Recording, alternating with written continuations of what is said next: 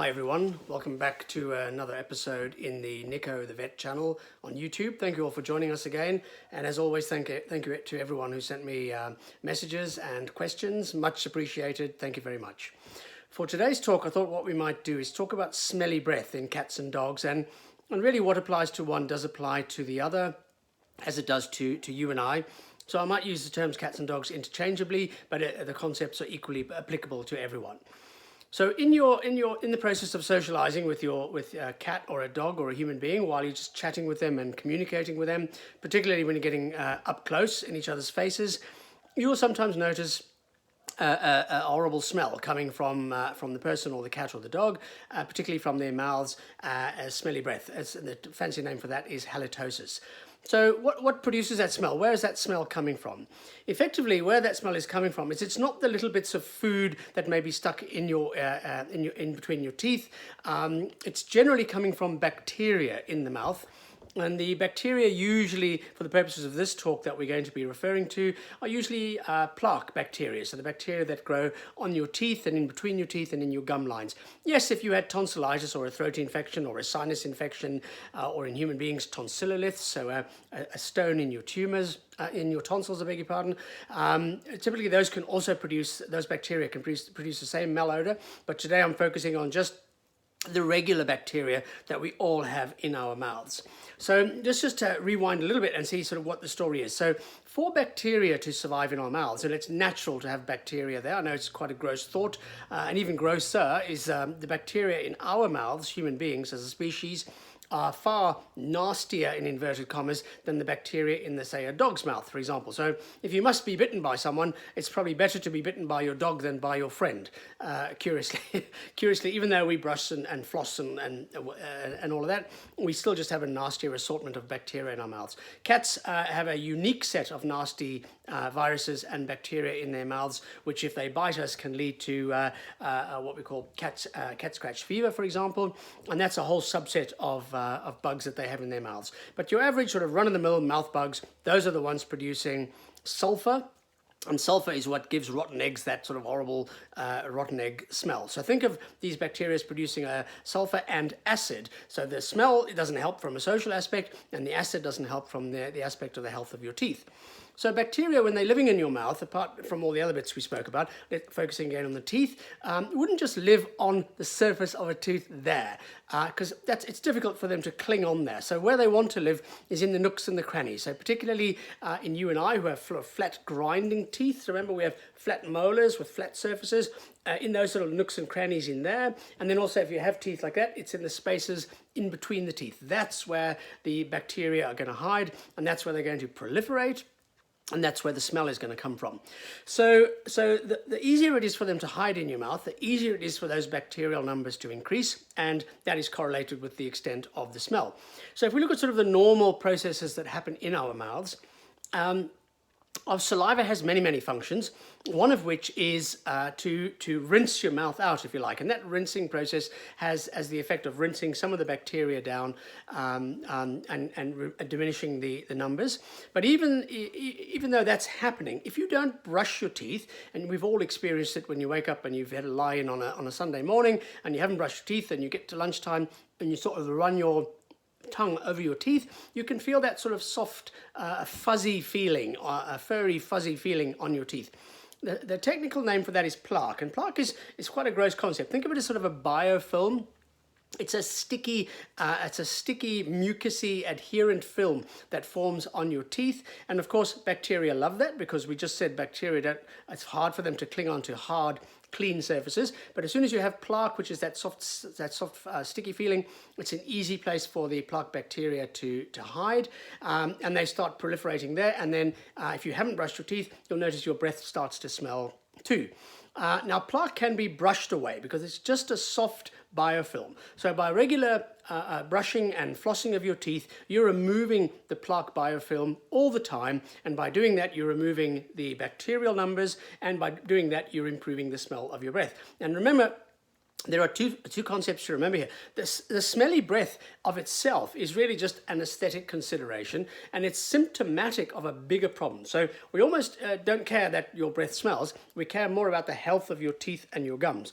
But there's a correlation. The more smelly your breath is, probably the more bacteria you have in your mouth, and the more dental and gum disease you're going to have. So it's symptomatic, if you like, of the bigger problem, but it's also a good barometer of how well you are managing the bigger problem. So again, as you accumulate the smelly breath, what you know is as your breath gets smellier, you've probably got more and more plaque. If you don't brush it away, what happens is the calcium in your spit, and we all have calcium in our saliva, the calcium in your spit starts getting trapped and stuck in this sort of soft, sticky, furry layer of plaque that you feel. And once that calcium starts to accumulate in there, that forms tartar or calculus, and that's the brown concretions that you may see on your cat and dog's teeth. As you look at their teeth, particularly along the gum line, you'll see sort of a brown deposit forming. And even in ourselves, if you look carefully in between your teeth, you can sometimes see a sort of a yellowy, light brown, sort of hard accumulation occurring between your teeth. Now that's tartar or calculus, and you cannot brush that away. Once you have that, think of it as stalactites and stalagmites growing in a cave. It's a hard mineral deposit. It cannot be brushed away. It needs to be manually removed. So when you go to your dentist and they start sort of picking and tugging at your teeth, what they're doing is dislodging the calculus or the tartar. And then they go to a scale and polish, and what the scaling and polish is doing is it's removing the tartar from your teeth. So you do need to have that professionally done, as opposed to plaque, which you can just brush away yourself at home. And that's why it's so super important to brush the plaque away in the first place, is to not give it the chance to turn to tartar. So if you notice when you're getting up close and personal with your dog or your cat, and you're having a chat and a cuddle, and you say, "Whoa, breath of a dragon," have a look inside. Just lift the lips up, and you'll see where you should be seeing beautiful white teeth and light pink gums against the teeth. You will probably see two things. You will see this yellowy brown concretion. It looks quite dry and porous sometimes, and other times it can look a bit sticky, but basically brown on the teeth, that's not normal. And if you see the brown on the teeth, if you look at where the brown touches the gum line, you'll see the whole gum is nice and light pink, but the bit actually touching up against the brown, the tartar, you'll see that bit is a much darker color, often a dark red or even a purple. Now the gums in your mouth, the sort of a technical word for your gums, is your gingiva.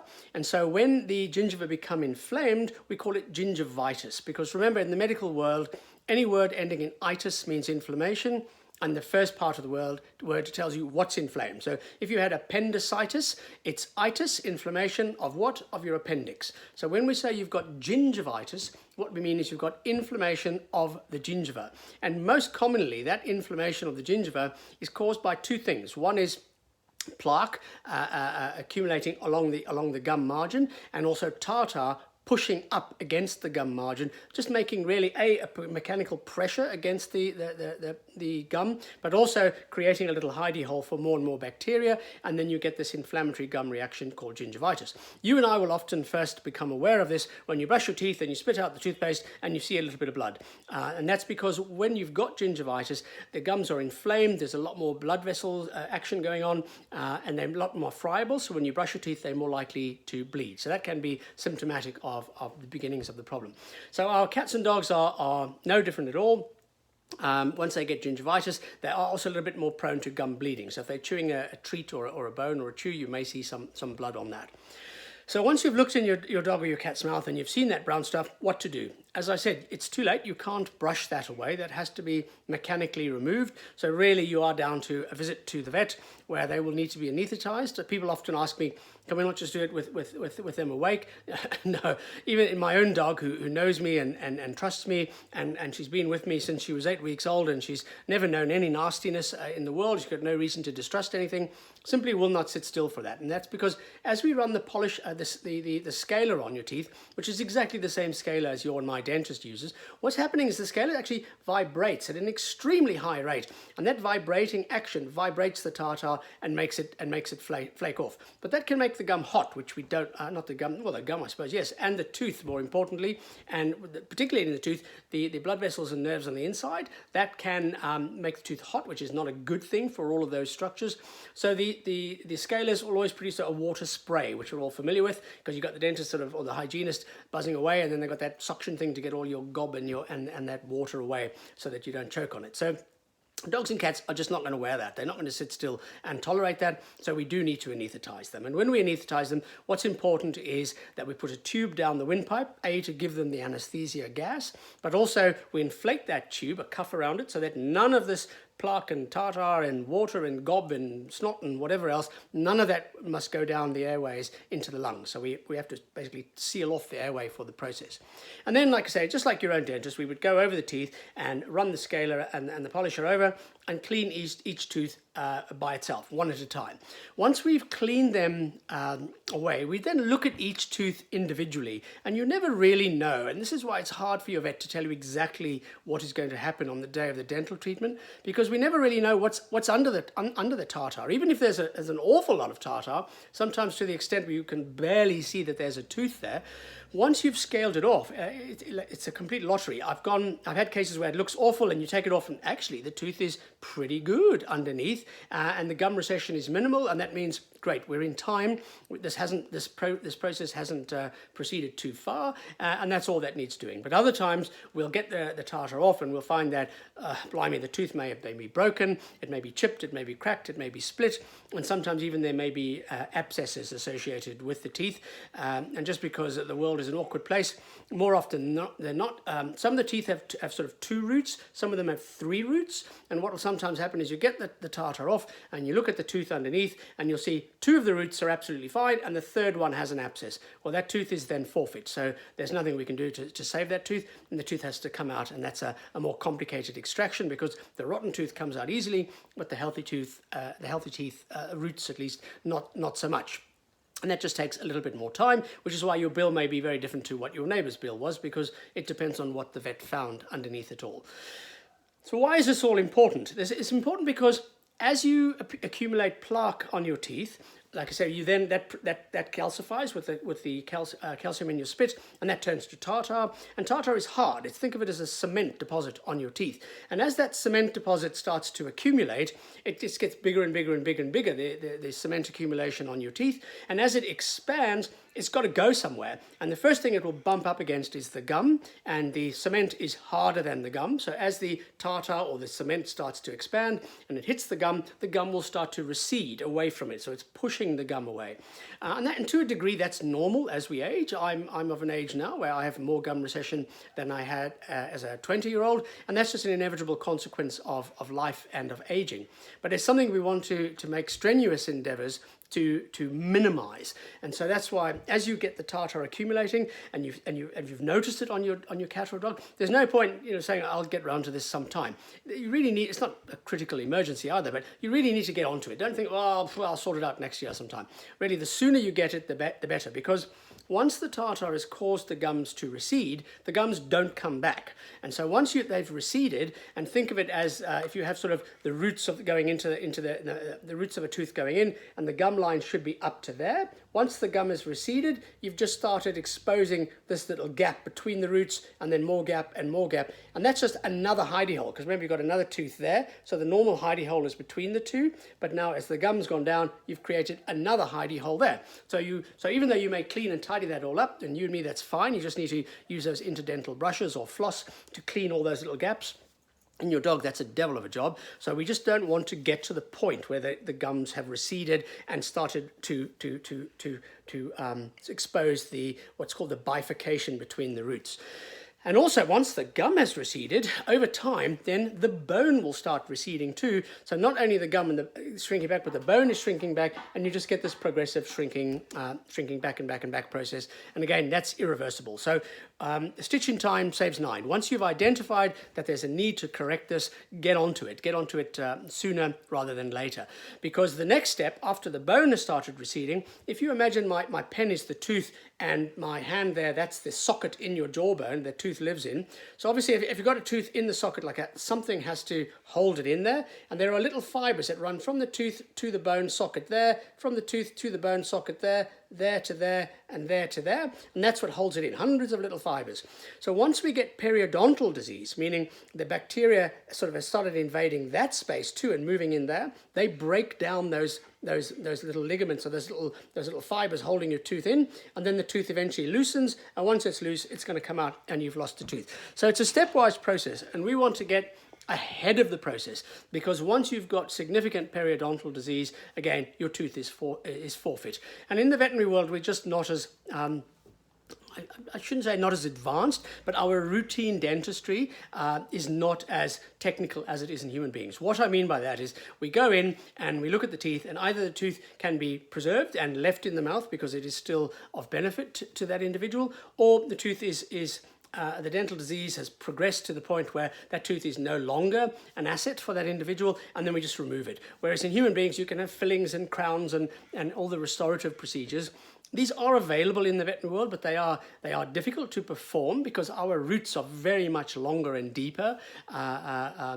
I mean, dog and cat roots proportionately are longer and deeper, so it's much harder to do root canals, it's much harder to do fillings, and crowns is very much more complicated. So the average GP vet is probably not doing these procedures. We can have them done, they can refer you, because we do have clever people in the veterinary industry who specialize in that kind of thing, but for most people it's just a no-go. It's cost prohibitive for most people, and it makes more sense just to remove the offending tooth.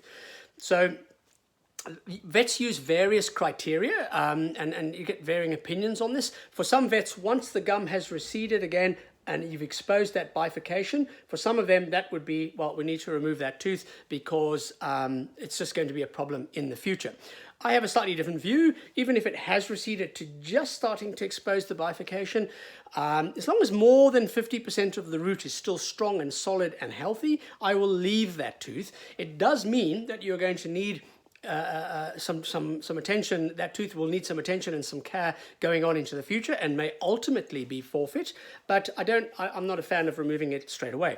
It's a bit like our own teeth. Our own teeth are in that process of slowly conking out, and once we're 100 years old, probably we will have lost most of our teeth. So it doesn't make sense though when you're 20, if you have an early problem, to say, well, let's remove this so you don't have a problem when you're 80. Well, I'd like to have that tooth between my 20s and my 80s because it's still of benefit to me. So I do like to preserve the teeth there, but it does mean that we will have a requirement for ongoing dental management. What do I mean by that is, once you've had your teeth scaled, so you've removed the tartar, and the dentist or the vet will go in between your teeth and tidy the whole lot up and polish the whole lot up.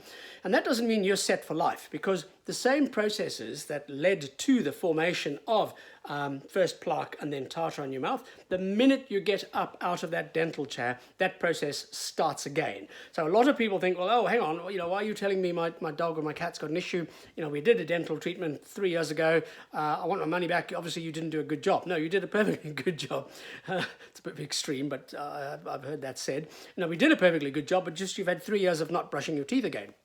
And if anything, I'm always surprised that cats and dogs who don't brush their teeth are in as good a condition as they are, because certainly if I didn't brush my teeth for the next several years, I have no doubt they wouldn't look anywhere near as good as the average dog or cat's mouth. But the point being, it's a work in progress. And so with us, we would go for a scale and polish at least once a year. If I go twice a year, and for dogs and cats, the same applies. Of course, the anesthesia puts people off, and yes, there is a risk with anesthesia, but really modern anesthesia is so very, very safe. The probability of something going wrong is remote. I anesthetize my own cats and dogs regularly to tidy up their teeth, and it makes sense. It makes sense to me, because who wants to live with a rotten tooth? And people will often say, oh, I went to my dog, my dentist, or my vet, I'll get it right in a moment, particularly with smaller dogs like Yorkshire Terriers, they're particularly bad, but any of the very small breeds. The bigger breed who I'd include in that category are probably greyhounds. They often come to us with very advanced periodontal disease. And remember, the stages are plaque lives in your mouth, then that progresses to accumulating the bacteria live in your mouth. That accumulates in the plaque. The plaque accumulates, that turns to tartar. The tartar accumulates, you get gum recession, and then you get periodontal disease. So a lot of the time as vets, we're presented with these little dogs and cats where they're already very advanced, and most, sometimes all the teeth are rotten and wobbly, and it's just one big bacterial pus bath going on in the mouth. And in those dogs, we have no recourse. You end up having to remove all the teeth. And people are very resistant in those cases, saying, well, I'd rather you didn't do a dental, I'd rather he still have his teeth. But I think that's a flawed argument, because if you gave me the choice between having a rotten tooth, which is by definition also going to be a painful tooth, so a rotten, loose, wobbly tooth versus no tooth, I would rather have no tooth, thank you very much. And really the same applies to cats and dogs. So I have seen people become quite irate when they find out from the vet, or the vet phones them in the middle of the dental treatment saying, well,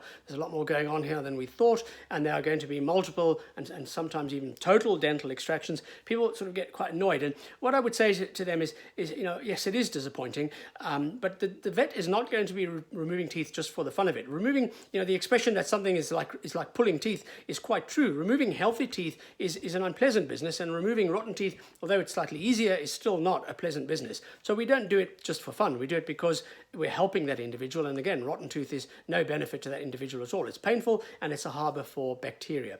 And really, dogs and cats, their teeth function differently to ours. At the beginning I said our teeth are big sort of flat molar teeth, so they've got big flat surfaces, and we grind food into a paste before we swallow it. Cat and dog teeth don't work like that. They don't have these big broad chewing surfaces like we have on our molars. Their teeth are almost like scissors that just slide past each other like that. So the job of their teeth is not to chew food into a fine paste like we do. The job of their teeth is to cut meat off of the bone and then to chop up or scissor the meat into swallowable sized chunks, which they then swallow. So your worst case scenario is by the time you realize your cat or dog has a dental problem and it's very advanced and they lose most, if not all, their teeth, it doesn't have the same implications for them, because they don't need to chew their food to a paste. They just need to cut it into swallowable sized chunks. So if we feed it to them, once they've lost their teeth, in swallowable sized chunks, so if you're using wet food, chop it into little cubes, so dice it, or if you're using a dry food, just leave it as a dry food, you'll find that they chomp through that quite happily, because once they've healed up from the extraction process, once the gums have healed over, their gums are up pretty hard, and they're not trying to chew the food, they're trying to get it in, sort of roll it in a bit of saliva and swallow it. So they just don't have any issues at all, whereas human beings, we have a bit more of an issue because we weren't designed to swallow chunks. So the same anxiety we might have about losing all our own teeth really doesn't apply to cats and dogs. And if one wanted to hedge your bets, you can even, after the dental work, let's say you were feeding them dry food exclusively, you could even mix a bit of water into that and give them the wet and the dry, the wet down version and the unwet version, the dry version. Give them 2 bowls and give them a choice, and you'll see often they'll just prefer the dry one and chomp it down with no bother at all. So if they were a wild animal, yes, that would be different, because wild animals need their canines, their fangs, to catch prey and kill the prey, and then they need their molars and premolars to have that sort of scissoring action. But it just doesn't apply to our domestic pets. So once you've been to the vet and there've been some or a few or several or total dental extractions, where to go from there? The answer is we need to try to prevent this happening again. And when I say that, it will happen again. We need to try and slow this process down so that the intervals between us having to intervene are much longer. So how do we do that? Same principles as you and me. The perfect and the best and the most efficient way of removing a plaque from our mouths is to brush. So you need a mechanical cleansing action. So you take a toothbrush. The brushing is more important than the paste, but the paste helps. Think of the paste as like Brasso that you might use to polish brass or metal. It helps a little bit, but the main thing that's doing the job is the mechanical action with the brush of removing it. So that is the best thing. Some dogs just will not tolerate it, and almost any self-respecting cat will also not tolerate it. But that's the ideal. So what you can use either a doggy toothbrush, and we really only worry getting to the inside aspect of the teeth, the tongue side, very, very difficult. I think it's enough just to get these sides, the insides and the outsides, so the cheek side, and just sort of 1, 2, 3, 4, 5, 1, 2, 3, 4, 5, 1, 2, 3, 4, 5, 1, 2, 3, 4, 5. So 5 strokes on each side, top and bottom, once or twice a day, really should be enough to keep the plaque down. Ideally, you'd like to floss, but God God help you with that task. I'm not sure anyone's ever managed to do that. So that's the ideal, brushing daily after the event. If you are brushing, use a doggy toothpaste. You don't have to use the toothpaste, but particularly to get them used to it. It's a pretty gross concept, but they make chicken flavored dog toothpaste. So that would be a good way to get them used to it. You want them to think of it as a sort of a pleasant experience, not an unpleasant experience. I've even said to people, maybe when you finish your dinner, take the doggy toothbrush, wipe it in the gravy, sort of whatever residue you have on your plate, and use that initially so that the dental is sort of a pleasant tasting experience. And with time, you can stop doing that and just use the brush. So that's the ideal. The alternative to a toothbrush is you can get little finger stalls. They look like thimbles which fit over your finger, and they've got some brushes built into it, brushes and knobbles. Those I find often a little bit better, because the problem with a brush is as you put the brush in, you can be sort of inadvertently bashing the back of the cheek as you go in, and obviously that's going to put them off the idea. Whereas if you have the plastic finger stall, you know exactly where your finger is, and you know whether you're bashing the back of the mouth or not, and that's often better tolerated. So that's plan A. And that's the way to go. If your dog can't tolerate it, won't tolerate it, if your cat's not having it, or frankly, if it just doesn't work for you, what's plan B? Plan B is you need to get another mechanical process, something rubbing up and mechanically rubbing the plaque off the teeth. How do you achieve that? Chews. You can use bones to, as a little sort of an aside, technically, certainly not cats and dogs, are not bone eaters. Their teeth were not designed to chew bones. They were designed to bite the meat off of the bone. So when we give them bones and they're trying to chew their way through these bones, there's a risk that they may break the tooth. Clearly, it doesn't happen to every dog every time they eat a bone. Ask any vet, and certainly the dental specialist, and they'll tell you we see a fair number of these coming through. So you can give them bones, but the risk is they may break their teeth. I see you can also get antlers nowadays as chews. Stay away from those. Those are very inclined to break dogs' teeth. They just put too much force into it, and the antler is harder than the tooth, and the tooth will break before the antler. So don't go the antler route. Bones are sort of, there's an element of gamble. If you can tolerate that, then fine. But much better are just really tough, coarse chews. Now, I see all these commercially produced dental chews marketed as dental chews for cats and dogs. I'm not a fan. Simply because they're these sort of man-made bones, sort of usually shaped into a bone shape, which is some sort of compressed material, and you give it to the dog and they chew, and they often say there's a bit of menthol or something in it. Well, first of all, the menthol doesn't help because that does nothing. It temporarily deodorizes the bacteria in the mouth. You need to get rid of the bacteria. So what is the point of you and I having a mint, or the dog or cat having a deodorized thing? Rubbish. On that subject, you get these solutions which you can add to their water too, and it says that will get rid of bacteria and plaque. Well, would it be that it was that simple? The answer is they simply don't work. Don't bother. If it was that simple, you and I would stop brushing and flossing, and we would just use these mouthwash instead. It just doesn't work. You need a mechanical cleansing action. So bones, go there. I give my dogs bones, and all of my dogs have broken at least one tooth at some point. And so it's sort of a risk-benefit ratio you have to weigh up. Probably the better offer would be just any coarse, tough chew. Again, I'm not a fan of the dental chews. The reason being, A, any sort of deodorizing agent they put in there is a bit of a nonsense. And two is they just eat them too quickly. So they go sort of chomp, chomp, chomp, chomp, and it's gone. So you've had 3, 4, maybe 5 rubs of the chew up against their teeth, and that's the mechanical cleaning benefit they've had, which is simply inadequate. I would much rather give things like rawhide chews, which are sort of leather, prepared leather, dried out into shapes. That takes them, like my dogs take, like a week to get through one of those. You can feed pig's ears, cow's ears, pig's noses, bull's pizzles, which is a particularly gross concept, dried bull willies, anything really tough and chewy. I particularly like paddy wax, which are dried out tendons made from food production animals, so like Achilles tendons, for example, dried out, because they've got long stringy fibers in them, and as the dogs chew on them, it almost flosses their teeth at the same time. And that makes sense if you think about it, because as they chew and gnaw on it, it takes a lot of chewing and working, and every time they're biting and chewing, we're sort of rubbing up and down the teeth, and that's cleaning the teeth until they finally mash it up enough to swallow it.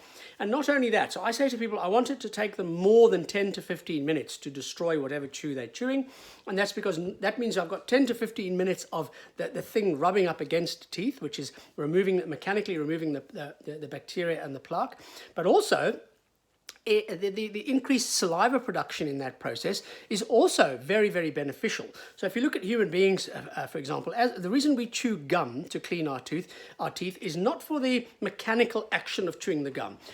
The reason the gum is helping your dental health is as you chew gum for a long period of time, you use up your sort of on-demand saliva, which is used up within a few minutes, and then you get sort of extra saliva being churned out. And the pH, the acid level of that new saliva that's being made is very alkaline. So alkaline is the opposite of an acid, and the bacteria in our mouths, one of the reasons they cause dental decay and dental problems, is those bacteria release acids, and the acids is what damages and eats away at our teeth. So if we chew gum, and we make our spit much more alkaline. Remember, alkalines will neutralize acids, so it neutralizes the bacteria.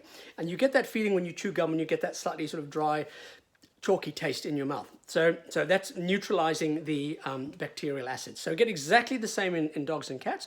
If you can get them to sort of chew on something for an extended period of time, apart from mechanical action, you get that saliva pH change and you start to neutralize the bacterial acids in the mouth, and that protects the teeth too.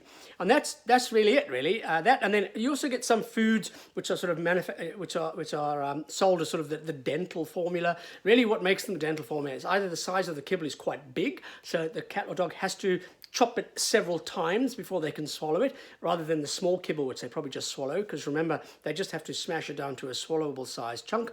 Or they'll make it like it's almost like a mini donut shape, and the idea being the tooth sort of goes into the middle of the donut, and as it breaks, it sort of pops around the tooth, so the tooth goes into it, and then as it breaks, it sort of does that, and it cleans the bacteria and the plaque off the tooth.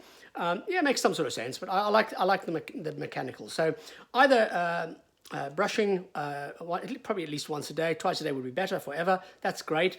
I'm frankly too lazy to do that with my dogs, and I'm lucky that they just have good teeth. So I just make sure they have chews. Be careful with the chews, what you give them. For example, pig's ears, my dogs love them, but they're very calorific. So not more than once a week, I wouldn't give it to them. And just as a hot tip, don't give it to them in your house on the carpet. It leaves a big bloody greasy stain on the carpet, so that's no good either. But choose, encourage them to go. If you've got more than one dog, just the competition between the two means they would absolutely sort of, even if they weren't that crazy about it, they would chew it. If you've got like an only child dog, it is sometimes more difficult to sell them on the idea of chews. And what I would suggest to people in that scenario is just take them with you to the pet shop and let them peruse the aisle with you of various, usually pretty gross body part things to chew, and let them choose what it is that they most like. But again, it will be a work in progress because we're all individuals. So just like human beings, cats and dogs, some of them have just genetically good teeth, and even though they don't take much care of their teeth, some people in the same category don't take much care of their teeth. They just have good teeth. That's genetically, we have strong teeth. We're just naturally resistant to bacteria, and we don't have much calcium in our spit. So we don't have a lot of plaque naturally, and we don't make much tartar. Those are the lucky individuals. Then you get the slightly less lucky ones who just have more dental issues, and we all know someone like that who takes wonderful care of their teeth, but still needs a lot more dental care and attention than the next person.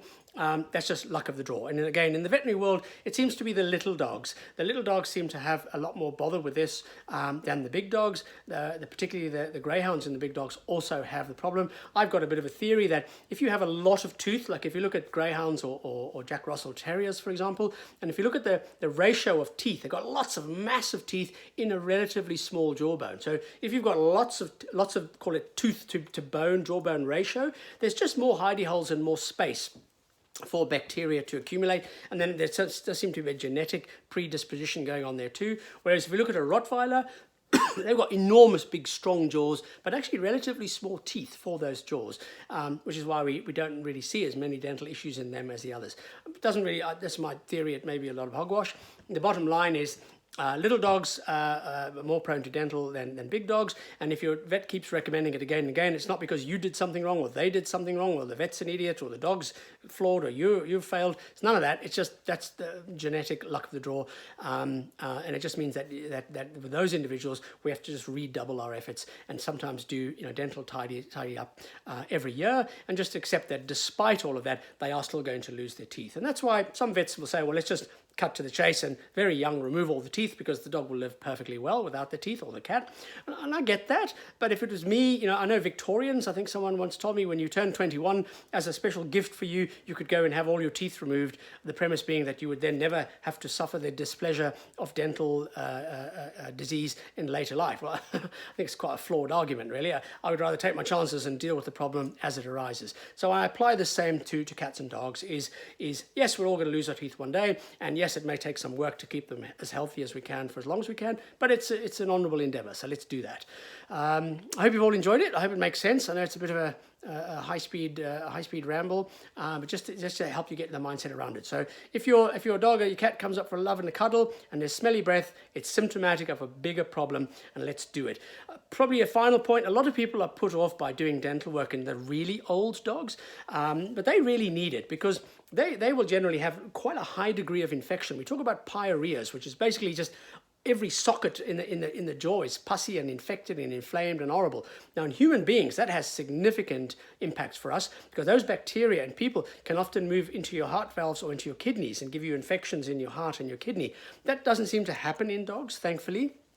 But it still is a very, very high bacterial load. So they're almost, to make it sound dramatic, they're almost ill. They're sort of septic and toxic, and their immune systems are constantly fighting this infection. And yes, they can live with it, just like you and I can live with an infected ingrown toenail, or we can live with any other problems.